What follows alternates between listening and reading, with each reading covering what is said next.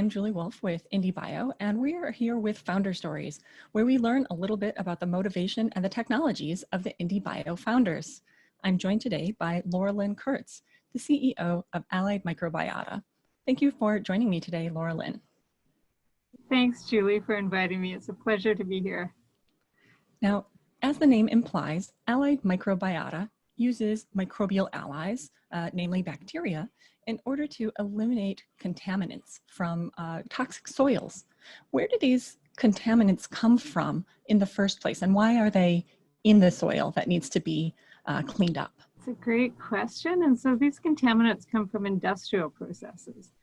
So for example, if you had a chemical plant, there may be residues of what the chemicals were being produced, or if there was a natural gas plant, there may be residues, or electrical plant, again, residues, and these compounds would be really difficult ones, such as PCBs, polychlorinated biphenyls, and there's petroleum compounds, polyaromatic hydrocarbons, and so there's a lot of different compounds that can be contaminated in the soil.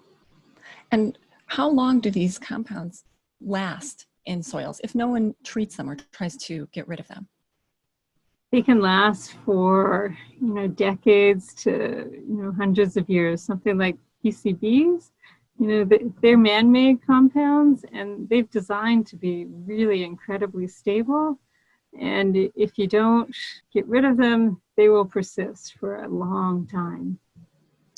But by treating the soils with your proprietary strain, Thermoo, you're able to eliminate some of these contaminants, correct? Yes, Thermoo is a pretty amazing microbe. It's a natural microbe, and yet it has the ability to break down, very efficiently and rapidly polyaromatic hydrocarbons, and it can tackle like really tough compounds like PCBs, which is pretty amazing. So when it breaks these compounds down, does it leave pieces of them in the soil, or does it effectively eat them for lunch as part of the bacterial metabolism? Thermoo effectively eats these compounds for lunch. And so it will take the compound, break the carbon-carbon bonds, and then remove the chlorines, and then make a building block for cells that it then uses to grow. And so effectively breaks the compound down into cell biomass and water and CO2. So are there any harmful byproducts that are left in the soil from this process? No, the byproducts would really be water, CO2, and the microbe, Thermoo, and really, so that's carbon and protein, so cell biomass, and that's about it. That's all. Wow. So is this, you said it was a natural process. Does that mean that Thermoo is a natural bacterium that exists in the environment, or have you altered its genome with some genetic editing of some sort? And Thermoo is a natural microbe, and it's really amazing that this natural microbe can degrade these compounds that have been made by man, that it really never normally sees in the environment.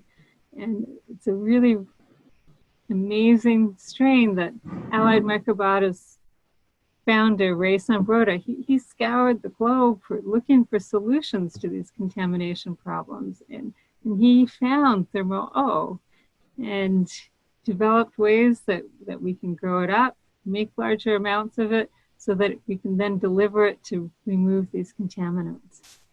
Oh, that's fascinating. But I imagine treating soil is pretty difficult. How do you treat soil that is contaminated? Do you have to take that soil away and put it into some sort of fermenter or some sort of bioreactor where Thermoo is optimally happy? Or can you treat that soil directly in the ground? Yeah, there's two different ways to treat soil. One is, we call it ex situ, where someone actually comes and takes the soil away back to a facility where it's then decontaminated, and it can be decontaminated using various different processes, one of which is burning it in an incinerator to remove the contaminants. Or the soil can be treated, we call it in situ soil, and that's directly on the site of contamination. So that, which way do you treat the soil with Thermoo? Thermoo, we can do both treatments. So we've actually shown with working with a commercial partner at the ton of soil scale that we can treat, remove contaminants in this ex situ soil very quickly, very rapidly. And for in situ, we envision that we can just add Thermoo to the soil, provide it with the necessary ingredients that it needs to live and thrive and be happy. And so that's heat, oxygen, and some nutrients, and it can then break down the contaminants in the soil. Amazing. And what happens to the bacterium after the process is over? Does it continue to be part of the natural microbes of the soil? No, Thermoo won't. And that's one of its key advantages, is that Thermoo really loves heat. And as soon as you bring the temperature down to like normal temperatures, Thermoo likes about 60 degrees Celsius. And when you bring it back down to normal temperatures, it won't grow.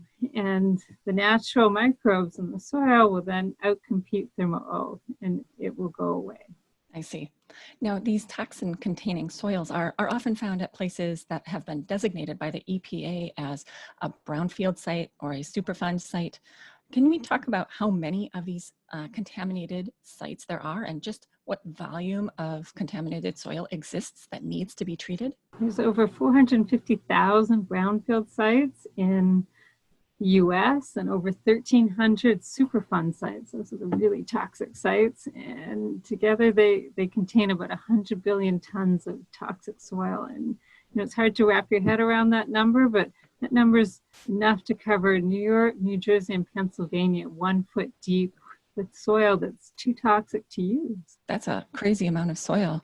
I imagine that there's quite a bit of work to be done. Now, you used to work across the street from such a contaminated site. This was in the heart of Boston before you worked for Allied Microbiota. What happened when that site was cleaned up? So that site, it was an empty lot. It had been empty for decades. This is in the heart of Kendall Square, and it was considered worthless because it was toxic. And when it was cleaned up, the Genzyme Center was built, and that's now today worth over $500 million, and employs a lot of people. Thousands of people work there. And I imagine that some of these Superfund sites, we think of them as being in rural areas, but many might be in urban centers like Kendall Square. Yeah, they can be. And a lot of these Superfund sites, they're the result of industrial processes. And these industries were what powered the creation of these towns. So surprisingly enough, many of these sites are like within the hearts of cities. And so the process that was done to clean up that site for where the Genzyme building is now clearly could not have used Thermoo since that had not yet been developed. Was that done by, like you mentioned, burning soil before? What are these other processes that people use, and how do they compare energy-wise, time-wise to something like Thermoo? Yeah. So you can treat soil in different ways. So one solution is you can Thermoo, you add heat and heat it up to about 400 degrees Celsius, and that will remove some of the contaminants. You can do other techniques such as oxidation, where you oxidize the contaminants to something less harmful. Or you can do bioaugmentation, is where you're asking the naturally occurring microbes, you're trying to get more of them and get them to grow so they'll break down the contaminants. And the problem, and probably the most effective solution is incineration, where you're burning dirt at 1800 degrees. And that's, that takes a lot of energy and requires you to dig up the soil and truck it to a incinerator, and significant greenhouse gas emissions and lots of energy involved. So Thermoo sounds like it would be a greener solution to those alternatives. Much greener solution and much less costly. It's not only much more sustainable, but it's much less costly because you're not having to truck the dirt, and it really is very effective at degrading, these tough contaminants like PCBs. Oh, interesting. Now we're talking about soil, but you have some preliminary data that suggests that Thermoo can also degrade contaminants which are found in gases and waters, correct? Yes, that's true. So we've shown proof of concept working with a commercial partner that Thermoo can degrade industrial off gases such as formaldehyde, and that's a big problem in certain industries. And we've also shown that Thermoo can degrade groundwater contaminants such as dioxin. We've shown that in the lab. Oh, wow. Now, you've worked in the biotechnology field for a number of years, Laura Lynn, in both startups and at large corporations. Can you tell me about your motivation to join your co-founder, Ray Sombrato, and found Allied Microbiota? Well, I met Ray last year when he came and gave a presentation at my former employer. I hosted his visit and came away deeply impressed with Ray's technical knowledge as well as his vision for Allied Microbiota and the possibilities of making a real impact. And so I decided I'd worked with startups before and really loved the energy and the idea that you really could make a huge difference in working at the small startups. And unfortunately, the startups I worked at, we were never able to kind of become that huge commercial success. And then I moved to a large corporation, which was a huge commercial success. And I learned a lot about what it takes to scale products, to meet customer demands. And but part of me missed, like I was one piece of this huge company. And, I miss the startup field where you could make that difference. And Ray approached me after we met. We started talking, and I thought, wow, this is a great fit. I can take my learnings from these startups, what we didn't do there that we probably could have done to scale the company, and use my learnings at the large corporation of, really what it takes to meet those customer demands and get a chance to work at Allied Microbiota, where, not only we're growing a company, but we're creating solutions where you can clean the environment, make a real difference in people's lives, and rejuvenate, potentially rejuvenate these areas that have been distressed by industrial contamination. Yes, you're clearly very passionate about your work. Can you tell me a little bit about your co-founder, Ray, and what his passions are?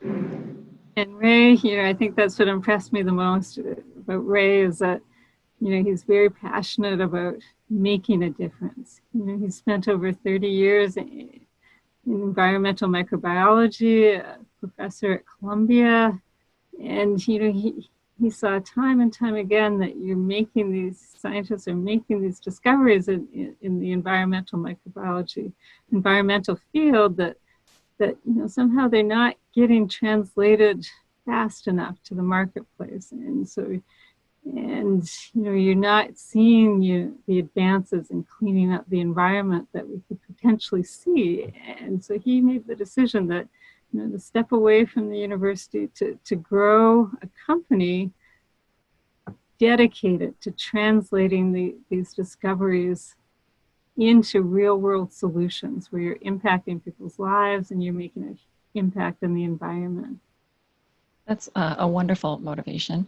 Can we jump into the future, Laura Lynn, and imagine in 5 years how people may be using Thermoo in order to decontaminate different sites? And what does Allied Microbiota look like at this time? So I'm hoping that in 5 years that Allied Microbiota and Thermoo become the go-to solution to clean up soil contaminants and air and hopefully water contaminants. And I'm hoping that as we scale, the technology will become much more accessible to people. So rather than right now, people, developers, and companies and towns make the decision that you only have so much money and you can't afford to clean up this piece of land, so it stays vacant. That as the technology scales, it becomes accessible, so that those decisions are now shifted. That yes, now we can clean this up, and that can become a productive area of land. Wonderful. I think that's a wonderful vision. And I know that you're working very hard to make that vision a reality, Laura Lynn. So I'd like to thank you for taking time to speak with me today about allied microbiota. Thank you so much, Julie. It was a pleasure. And I'd like to thank all of our listeners. If you're interested in more stories about IndieBio founders and their technologies, please visit indiebio.co/founder_stories. And if you want to be a part of our next IndieBio cohort, please visit indiebio.co/apply.